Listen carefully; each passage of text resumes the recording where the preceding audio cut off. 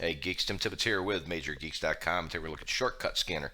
It's designed to scan shortcuts on your computer for invalid, broken, or dangerous shortcuts that could be exploited. It is pretty well known out there in the community that some hackers are using this in a phishing campaign, and the guys at Frozen Software actually found another exploit. So all very recent from the time I did this video. So let me show you how to run the program. For the most part, it's for advanced users or for people who understand shortcuts and how they work.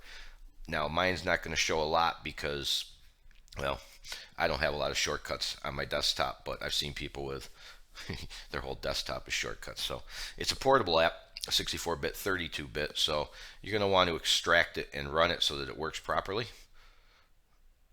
And let's see, there you go, there's your folder. So now that you're here, you can take this on your thumb drive wherever you want to go. Run the 32-bit or the 64-bit, in my case 64-bit.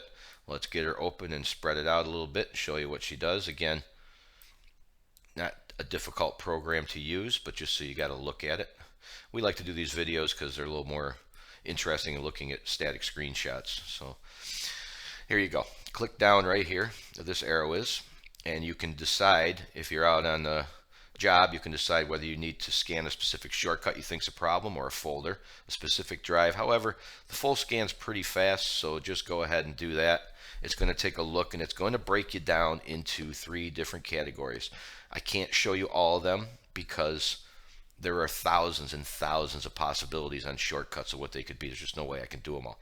So what you want to look at is broken is the least to worry about. It wants to take a look and see if there is a problem with a broken shortcut. Now what you need to be able to do is you need to be able to find it. So let's take a look.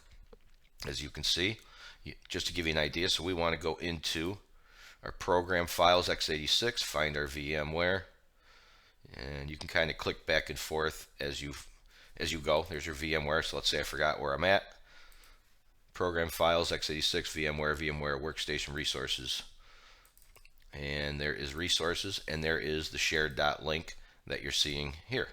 So essentially, I know it's there, I know it's valid, so I can leave it be. This is what you need to know to use this app. If you're comfortable with that, you're good to go. So what you won't see here is just to cover is suspicious and dangerous. Now they go in levels from least to most. So broken's probably okay. Probably.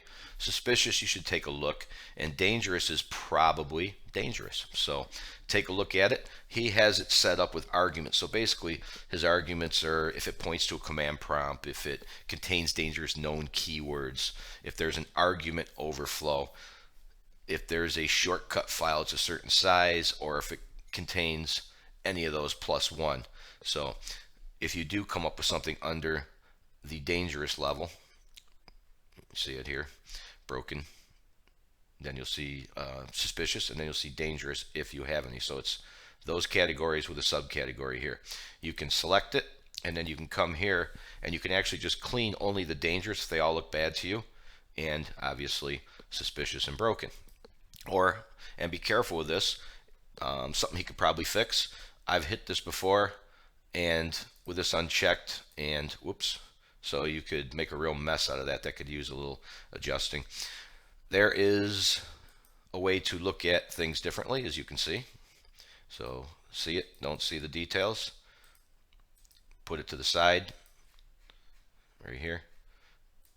And there you go. So there's not much to it. It's simple to use. This here just lets you know that maybe he'll add a new release where it can block them as they're found, which can be handy because it's always good to find it as it goes.